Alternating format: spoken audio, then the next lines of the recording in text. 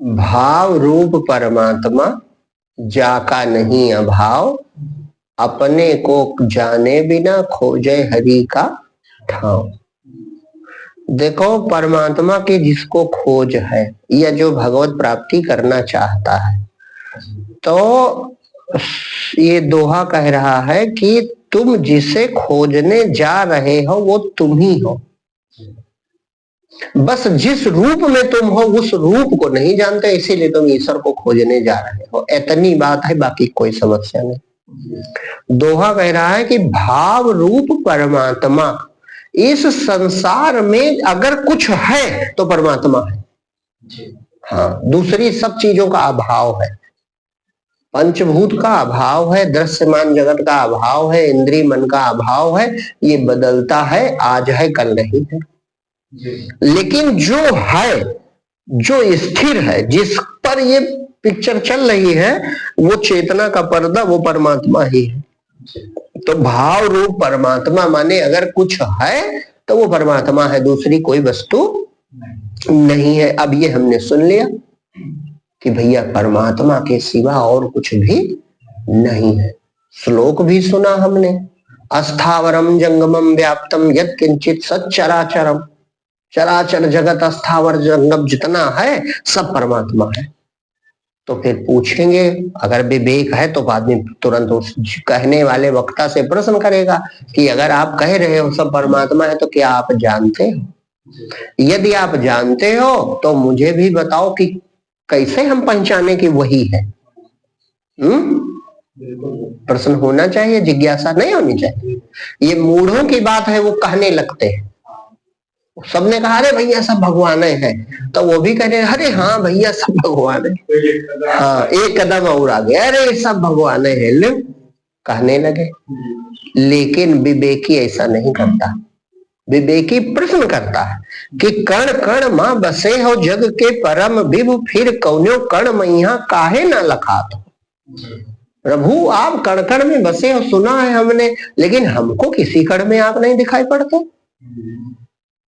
भाई जो प्रश्न करेगा उसे ही उत्तर मिलेगा, जो जिज्ञासा करेगा उसी की जिज्ञासा शांत होगी, जो प्यासा होगा वही पानी की खोज करेगा और अंत में उसी की प्यास बुझेगी। मूढ़ों को कहा है, सबसे भले वे मूढ़ जिन्हें न व्यापे जगत गति, उनको कोई प्रभाव नहीं पड़ता है, चाहे ठंडी आवे चाहे गर्मी। तो अगर तुम्हारे कहा जा रहा है कि सब कुछ परमात्मा है और तुम्हारे कोई जिज्ञासा नहीं उठती है, तो फिर आप मूढ़ हैं। अगर संत की बात में हाँ कर रहे हो तो आप मूढ़ हो। क्यों? क्योंकि आप वो जानता है कण कण में परमात्मा है, वो जानता है कण है ही नहीं, परमात्मा है। धरती नहीं है, परमात्मा है। सूरज नहीं, वायु नहीं, पंचभूत नहीं, शरीर नहीं, कुछ भी नहीं है, सब परमात्मा है। वो ये रहस्य जानता है। लेकिन क्या अज्ञानी जानता है? तो जानता भी नहीं और जिज्ञासा भी ना करे तो क्या कल्याण होगा? तो जिज्ञासु को प्रश्न करना चाहिए कि भाव रूप परमात्मा जाका नहीं अभाव, तो वो भाव रूप कौन परमात्मा है, कैसे विद्यमान है, कहाँ रहता है और कैसे प्राप्त होता है। तो जो अगर जिज्ञासा करे तो संत उसको समझाएंगे कि जो भाव रूप परमात्मा है उस परमात्मा के अनेक गुण कहे गए। गुण उसमें ये भौतिक गुण नहीं है, उसका स्वभाव है, उसी को मैं गुण कह रहा हूं। तो उसका जो स्वभाव है वो कई प्रकार से पहचाना जा सकता है। तो उसमें सबसे प्रकट हर जगह प्रत्यक्ष जो स्वभाव वो ज्ञान स्वरूप, परमात्मा आनंद स्वरूप है, परमात्मा प्रेम स्वरूप है, परमात्मा शांत स्वरूप है।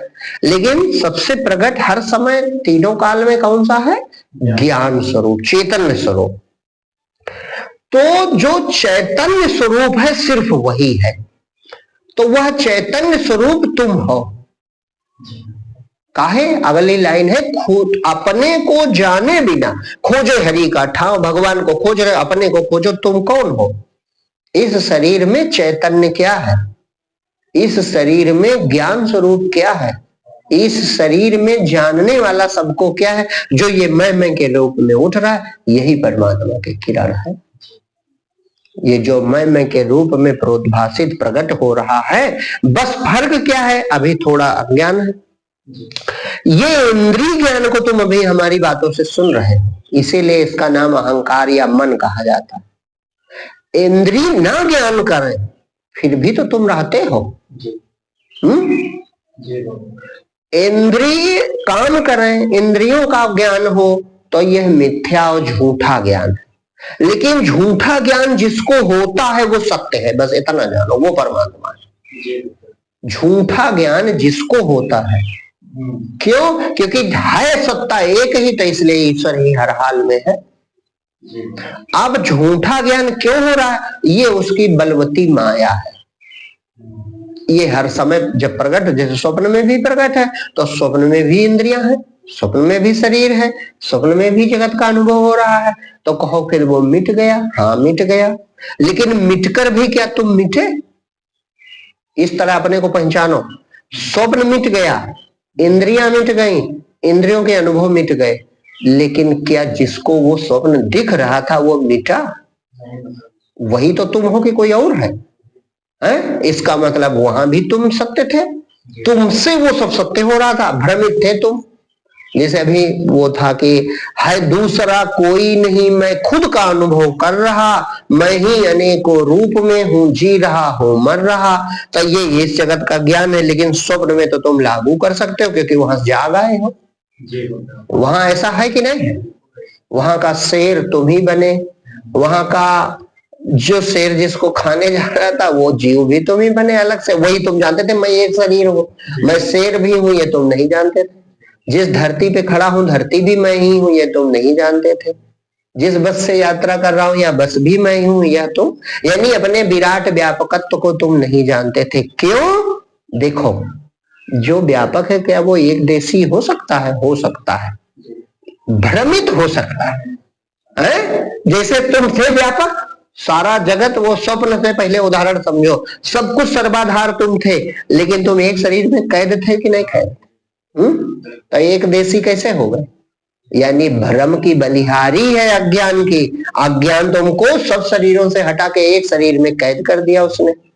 बंधन, यही बंधन, वही हाल इधर जागृत जगत में है कि सर्वाधार जगत का साक्षी होकर भी वो एक देशी हो गया, वो एक शरीर में अपने को महसूस कर रहा। लेकिन जब वो, अब तुमको जागने समय है, जागना है, तो यही पहचान है कि स्वप्न तो मिटा, इंद्रियां तो मिट गई, इंद्रियों के अनुभव तो चले गए, लेकिन अनुभवी वही इस समय जागृत जगत में बैठा। तो उसको भरोसा करना चाहिए कि जब हम स्वप्न में थे तो जागृत कहां चला गया था? इस समय जिसे तुम सत्य माने बैठे हो, ये उस समय क्यों नहीं था? अगर सत्य होता तो वहां भी रहना चाहिए। क्यों? क्योंकि सत्य तीन काल एक रस, जो तेहुकाल एक रस रहा, सत्य की ये पहचान है, वो हमेशा एक रस रहता है। तो तुम तो थे वहां, यानी तुम सत्य हो, लेकिन तुम्हारा शरीर ये वाला नहीं था, ये आंखें वहां नहीं थी, ये कान वहां नहीं थे, ये इंद्रियां वहां नहीं थी, ये इंद्रिय अनुभूति वहां नहीं थी। इसका मतलब ये सब नहीं है। वहां दूसरा शरीर, दूसरी इंद्रियां, दूसरा अनुभव। लेकिन स्वप्न की चर्चा काहे कर रहे हैं? चर्चा इसलिए कि वहां भी तुम्हारी ही माया थी।